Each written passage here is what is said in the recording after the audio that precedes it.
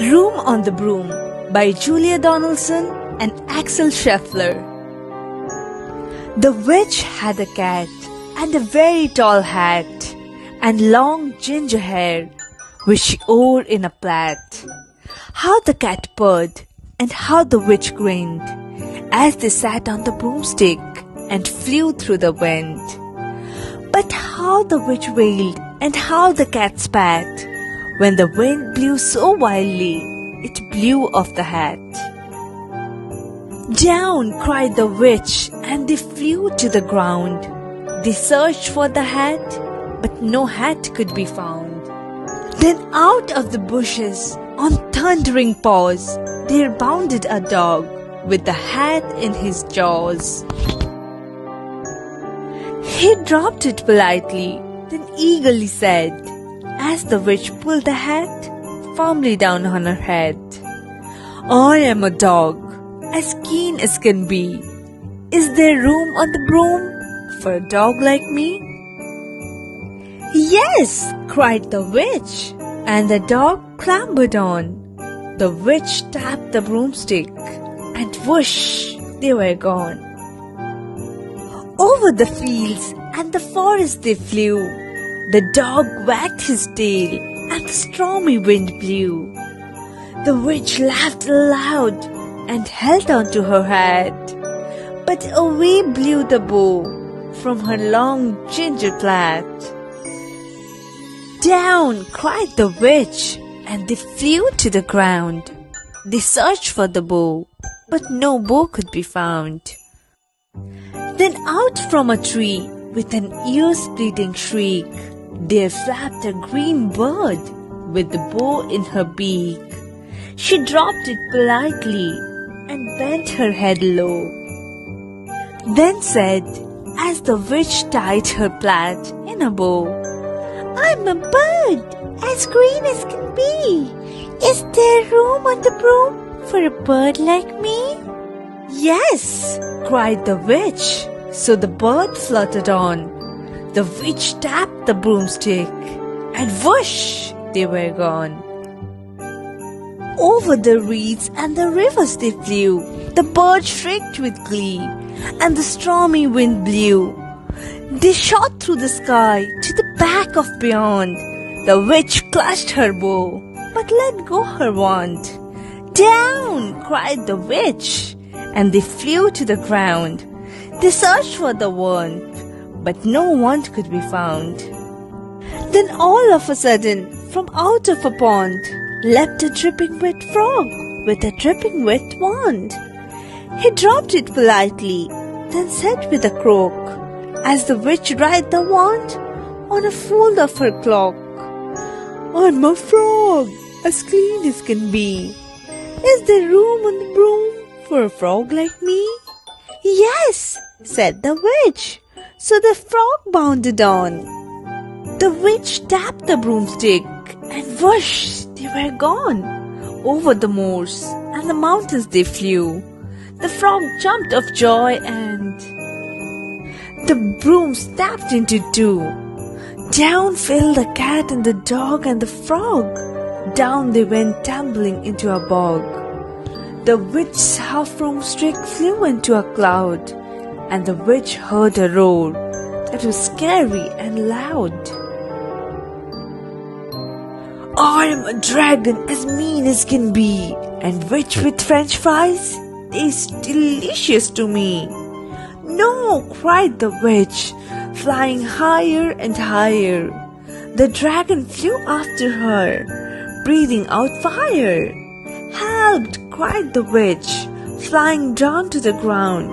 She looked all around, but no help could be found. The dragon drew nearer with a glint in his eyes and said, "Just this one I will have, witch, without fries." But just as he planned to begin on his feast, from out of a ditch rose a horrible beast.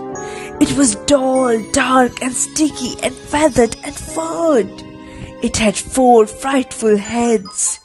It had wings like a bird, and its terrible voice when it started to speak was a yawl and a growl and a croak and a shriek. It dripped and it scrunched as it strode from the ditch. And it said to the dragon, "Buzz off, that's my witch." The dragon drew back and he started to shake. "I'm sorry," he spluttered. "I made a mistake. It's nice to have met you, but now I must fly." And he spread out his wings and was off through the sky. Then down flew the bird and down jumped the frog. Down climbed the cat and phew said the dog. "And thank you, oh thank you," the grateful witch cried. "Without you, I would be in dragon's inside." Then she filled up her cauldron and said with a grin, "Find something, everyone, throw something in." So the frog found a lily and the cat found a cone. The bird found a twig and the dog found a bone. Them all in, and the witch stirred them well. And while she was stirring, she muttered a spell. Iggity, ziggity, zaggity, zoom. Then out rose a truly magnificent broom, with seats for the witch and the cat and the dog, and nest for the bird and a shower for the frog. "Yes," cried the witch, and they all clambered on. The witch tapped the broomstick, and whoosh, they were gone. Froggy's Halloween by Jonathan London.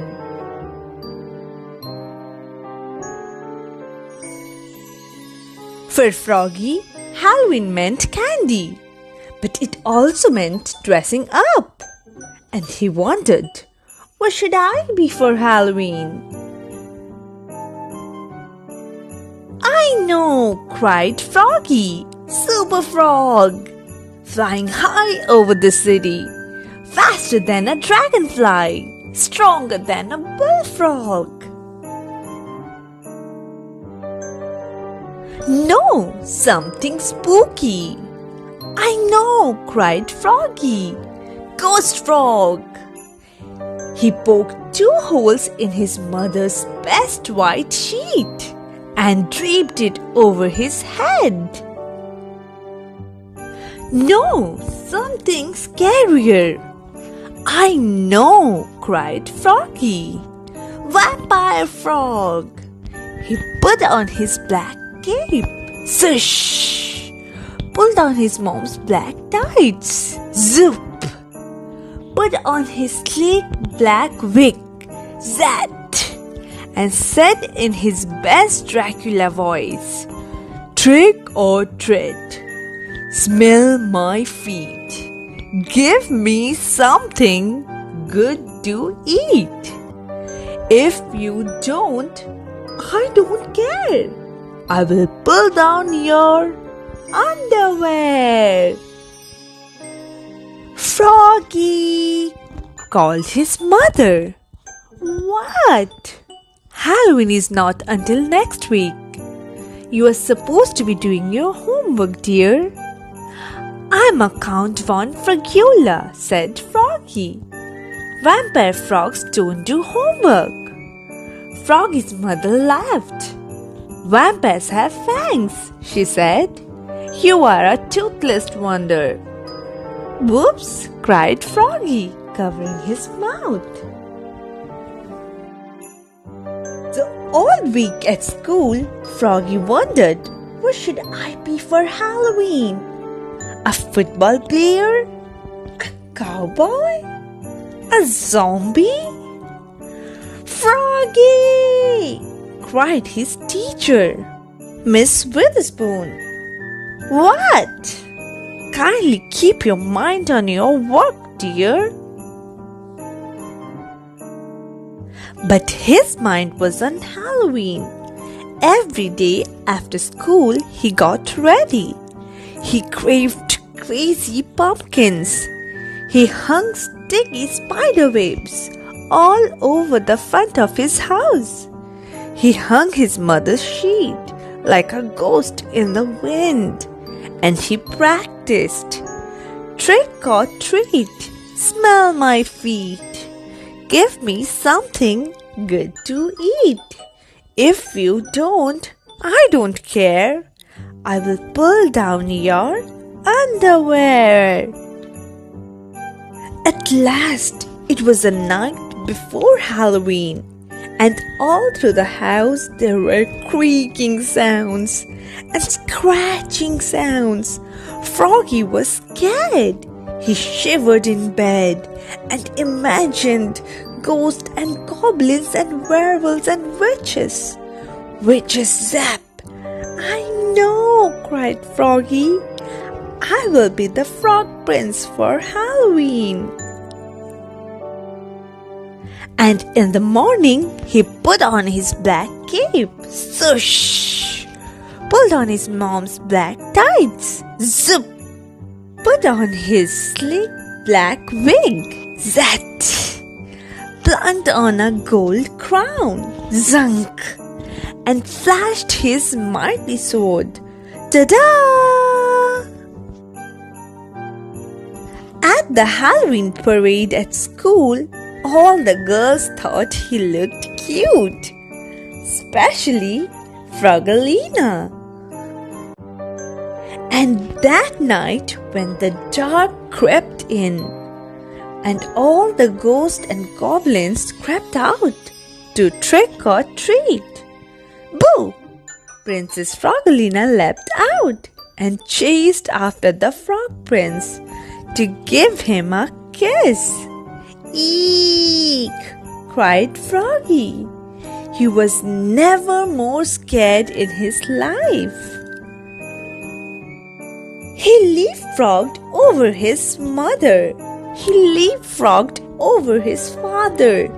He leapfrogged over his friend Max and flopped up Mac's steps. Flop, flop, splat! He tripped on the porch and Froggalina fell on top of him. The door flew open and there stood the wickedest witch in the world. Trick or treat, squeaked Froggy, looking more red in the face than green. Luckily, Froggalina ran away, and the witch turned out to be Mac's granny. And that Halloween, Froggy got tons of candy. But his sword had torn a hole in his candy bag.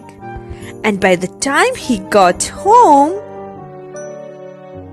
his candy was all gone. Oh no, cried Froggy. What's the matter? Asked his mother. He showed her his empty bag. Well, you are in luck, said his mother, holding up a full bowl. I guess nobody liked my treats. And what do you think she gave him? Flies! Yum! Cried Froggy. My favorite! Munch, crunch, munch!